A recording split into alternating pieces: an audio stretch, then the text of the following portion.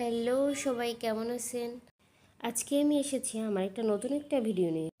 তো আজকে আমি নিয়েছি অনেক ধরনের সবজি আর নিয়েছি কাঁচা পেঁয়াজ, মরিচ। তো আমি কড়াইতে হালকা একটু তেল দিয়ে দিয়েছি জিরা, তেজপাতা, কাঁচা পেঁয়াজ আর একটু শুকনো মরিচ।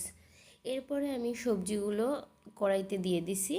দিয়ে দেওয়ার পরে এটা আমি ভালোভাবে নাড়তে শুরু করলাম।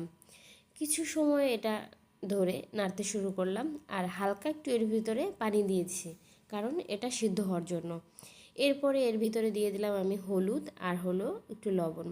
কিছু সময় পরে এটা ঢেকে দিলাম, প্রায় 20 মিনিটের মতো ঢেকে রাখলাম। ঢেকে রাখার পরে যখন দেখলাম যে এটা হয়ে গেছে কিন্তু পানিটা এখনও শুকায়নি, তাই আমি পানিটা শুকানোর জন্য ঢাকনাটা খুলে রাখলাম। এরপরে দেখেন আমার সবজিটা অনেকটা হয়ে গেছে।